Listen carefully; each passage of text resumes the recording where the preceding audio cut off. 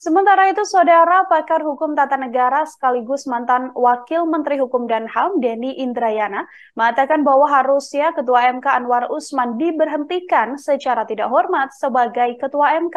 Denny Indrayana meminta Anwar Usman dipecat buntut dugaan pelanggaran etik dalam memutus perkara MK nomor 90 PUU 2023 mengenai batas usia calon presiden dan calon wakil presiden. Denny yang juga merupakan pihak pelapor dalam dugaan pelanggaran etik Hakim Konstitusi ini meminta perkara MK nomor 90 PUU 2023 dibatalkan.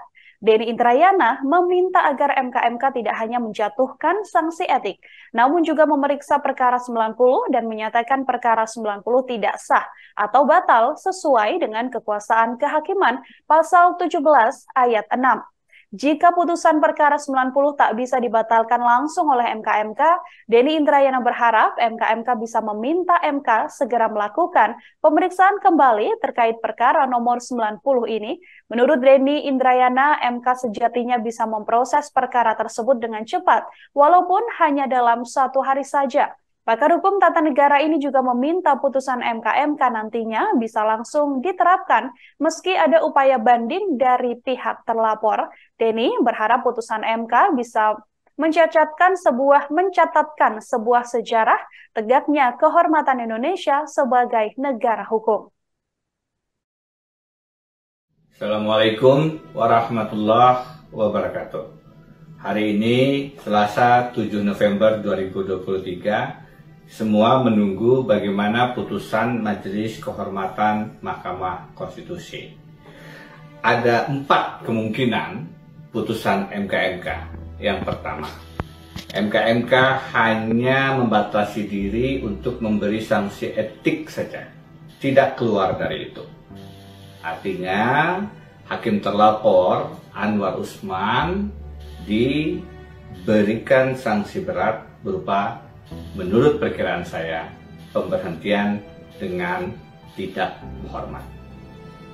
Opsi kedua, MK-MK selain memberhentikan dengan tidak hormat Anwar Usman, juga mengatakan putusan 90 tidak sah. Ada yang mengatakan batal demi hukum. Tapi intinya putusan 90 Mahkamah Konstitusi juga diperiksa dan dinilai tidak sah oleh MK-MK. Yang ketiga, selain menyatakan memberhentikan Anwar Usman, MK-MK meminta Mahkamah Konstitusi untuk melakukan pemeriksaan kembali perkara 90 dan memberi ruang perbaikan di situ tanpa perlu memeriksa perkara atau permohonan baru. Opsi yang keempat adalah selain menjatuhkan sanksi etik pemberhentian kepada Anwar Usman, MK-MK kemudian juga meminta Mahkamah Konstitusi melakukan perbaikan putusan 90 dengan memeriksa permohonan baru yang sekarang sudah beberapa muncul dan terregister di Mahkamah Konstitusi.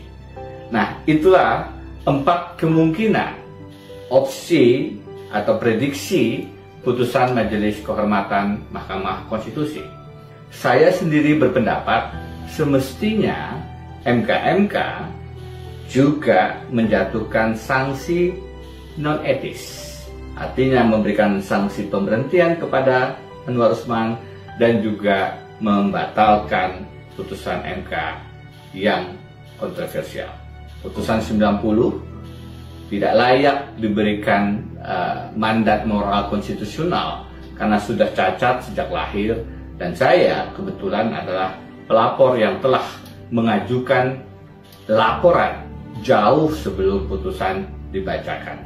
Laporan saya di 27 Agustus dan putusan baru 16 Oktober 2023. Karena itu saya punya kedudukan hukum, alasan konstitusional untuk juga menyoal putusan 90.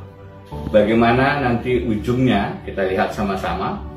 Kita doakan Majelis Kehormatan Prof. Jimli Asidiki, Prof. Intan Saragih, Yang Mulia Dr. Wahiduddin Adam diberikan kekuatan, keteguhan dalam menyusun putusan yang bukan hanya Download Tribun X sekarang, menghadirkan lokal menjadi Indonesia.